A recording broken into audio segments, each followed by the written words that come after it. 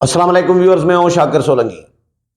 Viewers, पहली दफ़ा मौलाना फजल रहमान के बग़ैर नून लीग और पीपल्स पार्टी ने यानी आसिफ अली जरदारी और मुस्लिम लीग नून के जो सदर हैं शहबाज शरीफ साहब ने हुकूमत बनाई है। मौलाना को बिल्कुल मशवरे में ही शामिल नहीं किया गया। हाँ, एक मरतबा शहबाज शरीफ साहब गए थे मौलाना को दावत देने के लिए। मौलाना ने फिर उनको कहा कि हमारी मजलिस आमला का कल इजलास है, तो इजलास में जो फैसला होगा हम आपको बता देंगे। और मजलिस आमला ने JUI ने फैसला किया कि हम हुकूमत में शामिल नहीं होंगे। उन्होंने इनकार कर दिया कि भाई हमारे साथ ज्यादती हुई है, हम एहतजाज करेंगे। अब ऐवानों में फैसले नहीं होंगे बल्कि मैदानों में होंगे, ये मौलाना ने ऐलान कर दिया। उसके बाद इन शरीफ बरादरान ने या जरदारी साहब ने किसी ने भी दोबारा फिर कोशिश नहीं की मौलाना के साथ राब्ते की, न मौलाना को मनाने की या मुज़ाकरात करने की। और मौलाना को बस वही फार्मलिटी एक जो शहबाज शरीफ ने पूरी की थी वही सिर्फ उसी तक महदूद रहे। बाकी आपस में मुज़ाकरात करते रहे नून लीग और पीपल्स पार्टी। मैं तो नून लीग को अब शीन लीग कह रहा हूं ना, क्योंकि नून लीग का सरबराह था, कायद था मियां नवाज शरीफ। अब सदर का ओहदा भी नवाज शरीफ से ले लिया गया है। सदर भी शहबाज शरीफ है, मियां नवाज शरीफ कायद हैं, कायद मोहतरम है नून लीग के, लेकिन सदर तो शहबाज शरीफ हैं। तो ये शीन लीग हो गई ना। और मुज़ाकरात भी शहबाज शरीफ ने, मैंने पिछले वीलाग में बताया, मुज़ाकरात भी शहबाज शरीफ ने किए। वज़ीर आज़म भी शहबाज शरीफ बन रहा है, जीते भी वही है। और नवाज जो है मुस्लिम लीग नवाज के जो सरबराह हैं नवाज शरीफ साहब, उनको तो हरवाते जितवाया गया है। तो मुज़ाकरात में भी वो शामिल नहीं थे, ना उनकी बेटी मुज़ाकरात में शामिल थी। बस उनका बेटी का किरदार महदूद कर दिया गया पंजाब तक और मियाँ साहब को माइनस कर दिया गया। मैं इसको इस तरह समझ रहा हूँ कि मियाँ साहब माइनस हो चुके हैं सियासत से। अब होना तो ये चाहिए कि मियाँ साहब को अखलाकी तौर पर, ये अखलाकी तौर पर कह रहा हूँ मैं, कि मियाँ साहब को सियासत ही छोड़ देनी चाहिए कि भाई जाके करो सियासत। इस मुल्क में सियासत करने के लिए नहीं है, करने जैसी नहीं है, न करने के लिए है न करने के जैसी है सियासत। तो मियाँ साहब के साथ वो असर किया गया। तो मियाँ साहब का इतनी अदम दिलचस्पी मियाँ साहब ने इसमें हुकूमत साजी के अमल में या सियासी जमातों के साथ राब्तों में दिखाई कि मौलाना फजल रहमान को होना तो ये चाहिए था कि मियाँ नवाज शरीफ को मौलाना फजल रहमान से रब्ता करना चाहिए था, आसिफ अली जरदारी से रब्ता करना चाहिए था, महमूद खान अचकजई से रब्ता करना चाहिए था, अख्तर मेंगल से रब्ता करना चाहिए था, MQM वालों से रब्ता करना चाहिए था, BAP से रब्ता करना चाहिए था, चौधरी शुजात से रब्ता करना चाहिए था, शेरपाओ से रब्ता करना चाहिए था, ANP वालों से रब्ता करना चाहिए था, जमात इस्लामी से रब्ता करना चाहिए था। कम अज़ कम वो जमातें जो PDM इत्तेहाद में शामिल थीं मियाँ नवाज शरीफ की जमात के साथ, तो कम अज़ कम उनको तो मियाँ साहब को खुद को कॉल करनी चाहिए थी, उनके पास चले जाना चाहिए था। अगर जा भी नहीं भी सकते थे, फ़ोन पे कम अज़ कम एक फ़ोन कॉल कर देते। लेकिन मियाँ साहब ने, मेरी इत्तला ये है, मेरे सोर्सेज ये बता रहे हैं कि मियाँ साहब ने किसी को फ़ोन नहीं किया कि भाई क्या करना है। हरवाए तो गए हैं, हम भी हरवाए गए हैं, आप भी मौलाना साहब हरवाए गए हैं, अचकजई साहब आपके साथ भी ज्यादती की गई है, मेंगल साहब आप भी मुतासर हैं, हाँ शेरपाओ साहब आपके साथ भी ज्यादती हुई है, ANP आपसे भी, आपके साथ भी ज्यादती हुई है एमल वली खान से के साथ। या ये उनसे रब्ता करके कम अज़ कम मशवरा तो कर लेते, हुकूमत न बनाते, खुद वजीर आज़म न बनते। हाँ, खुद वजीर आज़म बनते मियाँ नवाज शरीफ फिर तो ज़रूर करते, फिर तो सबको मिलाते आपस में कि भाई मैं वजीर आज़म बन रहा हूँ तो आ जाओ। लेकिन खुद इंटरेस्ट ख़त्म कर दिया। ये मियाँ साहब में है, नून लीग के मिजाज में है ये चीज़ जो नोट की गई है या जो डिस्कस होती रही है कि ये नून लीग के मिजाज में है। नून लीग काम निकाल के बंदे को टिश्यू पेपर की तरफ फेंक देती है, बस जान छोड़ो जी। जब काम पड़ जाता है तो पाँव में पड़ी होती है, और जब काम निकल जाता है तो फिर गले में, यानी गला पकड़ लेती है। ये कहा जाता है, ये सियासतदान कह रहे होते हैं, नून लीग के जो साथी हैं सियासतदान दूसरी जमातों वाले। अभी वो अचकजई रो रहे हैं, अचकजई साहब की तकरीर सुन रहा था, मियाँ नवाज शरीफ पे तनकीद, शहबाज शरीफ पे तनकीद, नून लीग के पे तनकीद, पिछला दौर किस तरह रहे थे, भाइयों की तरह रहे थे। और पीडीएम में जब तहरीक चल रही थी उस वक्त कहा जा रहा था कि जी पंजाब से जब ये वली खान साहब के गए हैं और अताल्ला मेंगल के गए हैं, और ये जो पुराने लीडर थे, बुजुर्ग लीडर, वो बोल के गए हैं कि जब पंजाब से कोई उठेगा बंदा तब इस्टेब्लिशमेंट पीछे हटेगी। तो अब पंजाब से लीडर निकल पड़ा है जी। बड़ा प्राउड फील किया जा रहा था मियां नवाज शरीफ पे, और बड़े गदगद हो रहे थे। लेकिन मियां साहब से ये तवक्को की जाती है कि मियां साहब किसी भी वक्त साथ छोड़ सकते हैं, धोखा दे सकते हैं, ढेर हो सकते हैं। हर पार्टी को यकीनी तौर पर अपने मफादात की तरजीह होती है, तरजीह अपने मफादात होते हैं। पीपल्स पार्टी हो, JUI हो, अचकजई साहब हो, नून लीग हो, कोई और जमात हो, लेकिन थोड़ा बहुत तो कम से कम एक फॉर्मेलिटी के तौर पर ही राब्ता तो होता है, राब्ता तो किया जाता है। मियां साहब के PDM के दौर में भी मुझे याद है जब मियां साहब के राब्ते शाब्ते शुरू हो गए थे, तो उस वक्त फिर यानी इस्टेब्लिशमेंट के साथ मुज़ाकरात पसे पर्दा, तो उस वक्त भी मौलाना, क्योंकि PDM के सरबराह थे, मौलाना फ़ोन करते थे, मियां साहब राब्ते में नहीं आते थे, गायब हो जाते थे, बताते नहीं थे कि कर क्या रहे हैं, मुज़ाकरात कर रहे हैं, तो भाई इत्तेहादियों को तो एतमाद मिले। तो मियां साहब ने मौलाना को भी नहीं फ़ोन किया, किसी को भी शायद फ़ोन नहीं किया जो मेरी इतलात है। और दूसरा, मियां शहबाज शरीफ ने भी दोबारा जहमत करना मुनासिब नहीं समझा, गवारा नहीं समझी कि मौलाना को दोबारा वो रब्ता करें और मौलाना को कहें कि जी आ जाएं, हम दोबारा आपके पास आए, या जरदारी साहब ही रब्ता कर लेते। लेकिन न जरदारी साहब ने मौलाना को सलाह की, न नून लीग ने यानी नवाज शरीफ या शहबाज शरीफ ने। तो अब मुझे नहीं लग रहा कि मौलाना कोई हुकूमत में शामिल होंगे। अब होगा क्या आगे का मैं सीन बता देता हूँ। मुझे जो नज़र आ रहा है, और मेरी इतला भी है, ऐसी थोड़ी बहुत इतला भी है, प्लानिंग भी हो रही है। JUI ने कल से एहतजाज शुरू कर दिया है पूरे मुल्क में।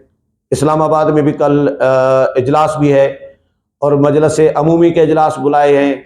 एहतजाज पूरे मुल्क में, मौलाना कह चुके हैं मैदानों में फैसले होंगे, ऐवानों में नहीं होंगे। अब तो अब ईद के बाद मुझे इस्लामाबाद में आज़ादी मार्च वाला सीन नज़र आ रहा है। ईद के बाद JUI के कारकुनान को तो मैं ये क्लू दे देता हूँ, और PTI वालों को भी, PTI के यूथिया भाइयों को भी ये क्लू दे देता हूं कि आपका और मौलाना का जो एहतजाज होगा वो मुश्तरका होगा। ये मुझे ऐसा लग भी रहा है, और थोड़ी बहुत कहीं से सुनजुन भी है। तो मौलाना लीड करेंगे, मौलाना आज़ादी मार्च की तरह का एहतजाजी मार्च और धरना देंगे। ईद के बाद तैयारी शुरू कर दी गई है बल्कि। और PTI क्या करेगी? PTI कहेगी कि जी भाई हम मौलाना के इस एहतजाजी धरने की गैर मशरूत हिमायत करते हैं। फिर तो मौलाना भी उनको नहीं रोक सकते। मौलाना क्या कहेंगे? ना हो।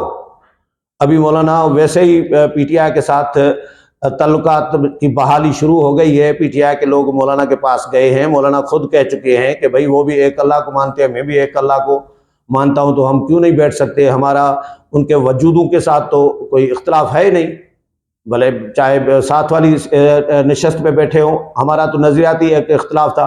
अब ज्यादती हुई है दोनों से। जो दो मजलूम होते हैं, मुतासर होते हैं, वो इकट्ठे होते हैं, हमेशा ये रहा है। और सियासत में तो हरफ आखिर कहा जाता है ना, कि सियासत में तो हरफ आखिर कुछ नहीं होता। कल के हरीफ आज के हलीफ हो सकते हैं, आज के हलीफ कल के हरीफ हो सकते हैं। तो मौलाना और इमरान खान ये एक दूसरे के शदीद तरीन मुखालिफ, लेकिन अब मौलाना और इमरान खान एक कैंप में चले गए हैं समझो। और मौलाना के साथ और इमरान खान के साथ कौन कौन होंगे? महमूद खान अचकजई होगा, सरदार अख्तर मेंगल होंगे, ANP होगी, GDA होगा, पीर पगाड़ो होगा, और जो जो मुतासरीन हैं, जमात इस्लामी भी शायद इनके साथ मिल जाए। लेकिन जमात इस्लामी का मिजाज थोड़ा सा सियासत से भी अलग है। वो सोलो फ्लाइट, वो सबको, वो भी इमरान खान वाली सियासत कर रही होती है, माजरत के साथ। जमात इस्लामी भी ये कहती है कि सारे बुरे हैं, हम ही अच्छे हैं। पीटीआई भी ये कह रही होती है कि सारे बुरे हैं, हम ही अच्छे हैं। तो भाई और पीटीआई भी किसी से बात करने के लिए तैयार नहीं होती थी। अब पीटीआई ने समझ लिया है कि भाई मुज़ाकरात के अलावा कोई रास्ता नहीं होता। तो जमात इस्लामी भी कभी कभार मुज़ाकरात वो कर लेती है, लेकिन हुकूमतों के साथ न इत्तेहाद में शामिल होती है, न अपोजिशन में कहीं इत्तेहाद में शामिल होती है। पीडीएम के इत्तेहाद में भी नहीं थी। एमएमए एक इत्तेहाद बना था और उसको फिर ख़त्म हो गया। तो फिर दोबारा उसको बहाल करने की जब बातें हुई तो उसमें भी जमात इस्लामी रुकावट बन के बन गई थी। अब जमात इस्लामी का असर क्या हुआ आपने नोट देख लिया। जो 3 निशस्तें केपीके से जमात इस्लामी को मिल रही थी वो भी पीटीआई छिन गई। लोअर दीर की, पेशावर की 3 निशस्तें जमात इस्लामी जीत रही थी तकरीबन, वो भी पीटीआई के पास चली गई। तो जमात इस्लामी का तो मुकम्मल तौर पर सफाया हो गया। सिराजुल हक साहब ने इस्तीफ़ा दे दिया अपने ओहदे से, सरबराही से, अमीर के ओहदे से, कि भाई बहुत बड़ी शिकस्त है ये। तो जमात इस्लामी की अपनी पॉलिसियों से, अपनी गलतियों से जमात इस्लामी हारी है। और अब मौलाना की मैं बात कर रहा था कि मौलाना एहतजाजी धरने की तैयारी करेंगे और ईद के बाद शायद इस्लामाबाद में बहुत बड़ा धरना।